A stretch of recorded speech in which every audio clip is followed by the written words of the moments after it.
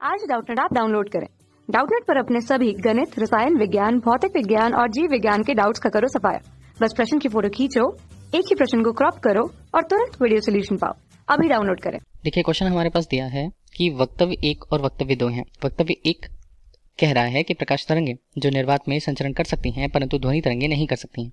वक्तव्य 2 कहता है इसके कारण के रूप में कि प्रकाश एक वैद्युत चुंबकीय तरंगे हैं या तरंग है और ध्वनि तरंगें जो होती हैं वो यांत्रिक तरंगें होती हैं। तो यही कारण होगा कि प्रकाश तरंगें निर्वात में संचरित हो सकती हैं लेकिन ध्वनि तरंगें नहीं हो सकती हैं निर्वात में। ठीक है, तो हमें वक्तव्य 1 और 2 में संबंध देखना होगा कि क्या दोनों सही होते हैं या क्या इन दोनों में से कोई एक गलत होता है या दोनों गलत होते हैं। ठीक है, तो यहाँ पर देखिए, अगर हम बात करेंगे तरंगों की, तरंगों को सामान्य रूप में बांटा जाता है 2 प्रकारों में।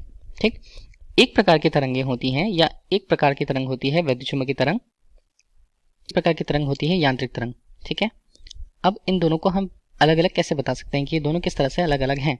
तो तरंगों के लिए प्रकार उनके हो गए, ठीक है, उनकी प्रकृति के आधार पर भी अलग अलग प्रकार के होते हैं। तो देखिए, वैद्युत चुंबकीय तरंगे जिनके संचरण के लिए माध्यम की आवश्यकता नहीं होती है, माध्यम रहे या न रहे ये संचरित हो सकते हैं। ठीक है, अब वैद्युत तथा चुंबकीय यहाँ पर 2 टर्म्स दिए हुए हैं। इसका मतलब है कि ऐसी तरंगे जिनमें जो वैद्युत क्षेत्र होता है और चुंबकीय क्षेत्र होता है वो भी उसमें मौजूद होता है, ठीक है, या उसके सदिश मौजूद होते हैं। और इन्हें अगर ऐसे माध्यम में ले जाया जाता है जहाँ अगर वैद्युत क्षेत्र हो, जहाँ चुंबकीय क्षेत्र हो या दोनों हो, तब भी विचलित नहीं होते हैं।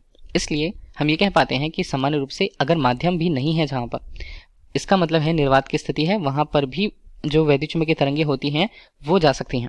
जबकि यांत्रिक तरंगों के संचरण के लिए माध्यम की आवश्यकता होती है क्योंकि ये माध्यम में उत्पन्न विक्षोभ को ही एक स्थान से दूसरे स्थान पहुंचाते हैं ऊर्जा के रूप में। ठीक, तो अभी हमें समझ में आ गया। अब इसके उदाहरण के तौर पर देखते हैं तो प्रकाश जो होता है वो प्रकाश तरंगे जो होती हैं या प्रकाश होते हैं वो वैद्युत चुंबकीय तरंगों के उदाहरण हैं, जबकि यांत्रिक तरंगे माध्यम में अगर संचरित हो रही हैं तो वो ध्वनि तरंगों के उदाहरण होते हैं। ठीक है, तो ध्वनि तरंगे और प्रकाश तरंगे यहाँ पर होती हैं।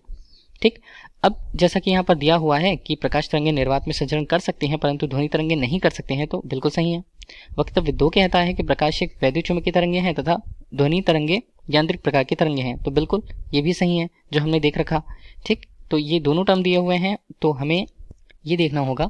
वक्तव्य 2 भी यहाँ पर सही है, तो अगर इनमें संबंध देखना है तो वक्तव्य 1 भी सही है, वक्तव्य 2 भी सही है और वक्तव्य पहले के लिए सही स्पष्टीकरण भी देता है। तो ऑप्शन नंबर ए यहाँ पर करेक्ट रहने वाला है। Thank you. कक्षा 6 से 12वीं से लेकर नीट, IIT, JEE वो एडवांस के लेवल तक 1 करोड़ से ज्यादा छात्रों का भरोसा। आज ही डाउनलोड करें डाउटनेट ऐप या व्हाट्सएप करें अपने सारे डाउट्स 8400 400 400 पर।